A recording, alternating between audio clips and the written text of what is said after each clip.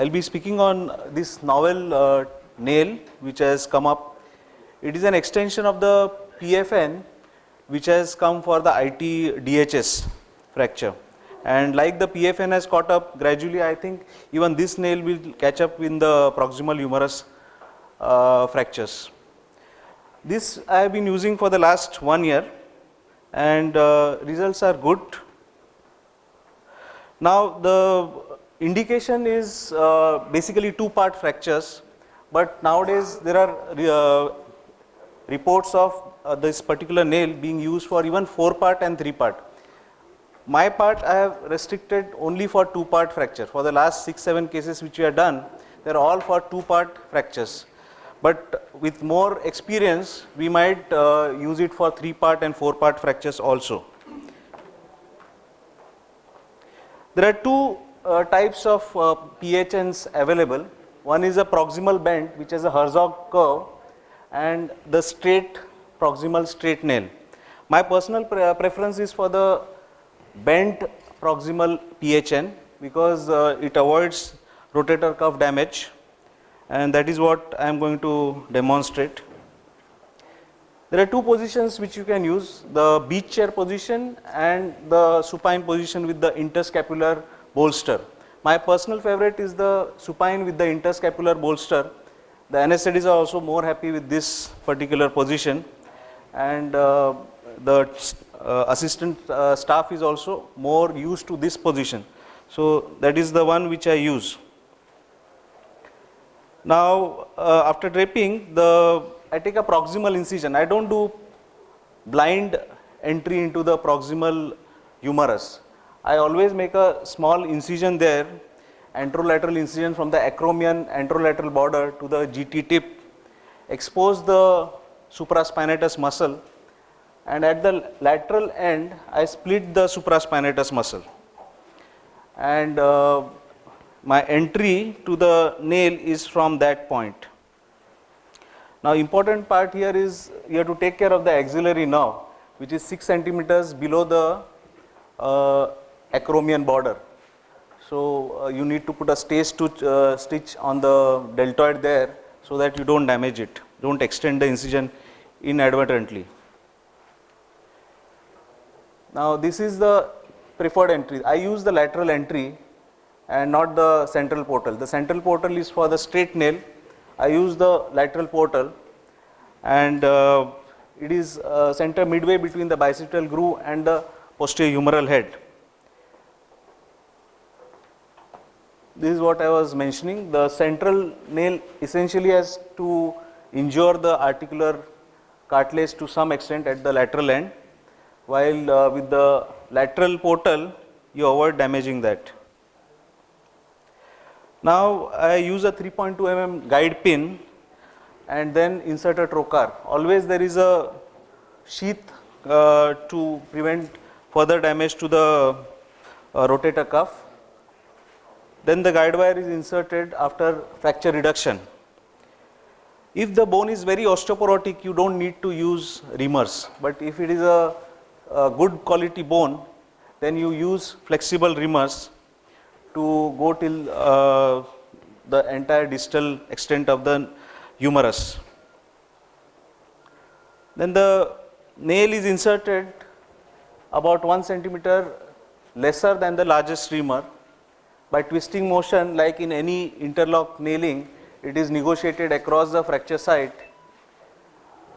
Gentle hammering is allowed, but not vigorous hammering.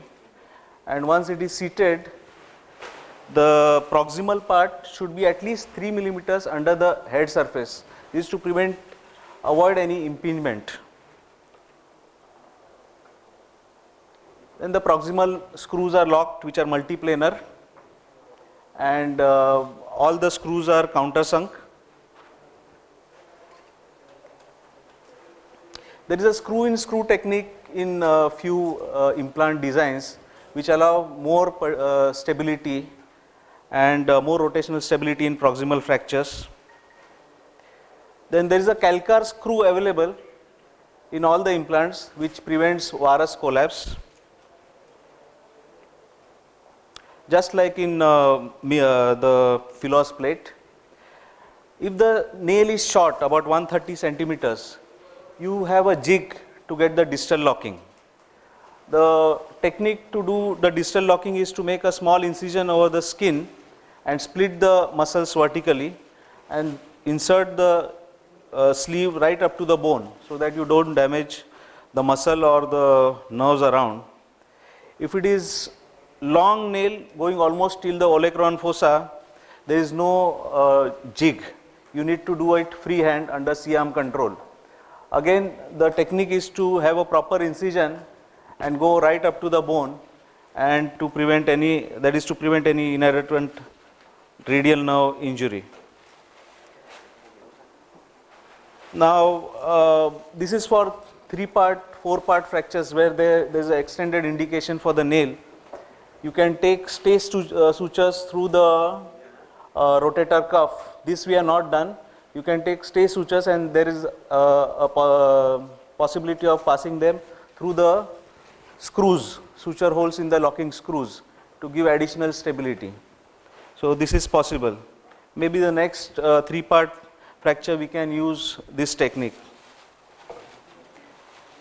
Now the insert cap is inserted at the proximal end of the nail to prevent any bone ingrowth. Some nails have this compression locking technique, that is, there is a compression screw, the dynamic screw is inserted, and from top there is a compression screw which can allow for the compression at the fracture site. Pros over plating which we have observed is it is a faster technique because it is minimal invasive, it is faster technique and low morbidity, and you can rehabilitate slightly faster because the pain is much less, and soft tissue preservation is there. Also, because it is more in the axis of the canal, of the humeral canal, there is more biomechanical stability. So that is our advantage. The con is basically you can't use it for 3-part, 4-part fractures, though there are some surgeons using it for 3-part, 4-part fracture, but at present our experience does not allow us to use it for 3-part, 4-part fracture.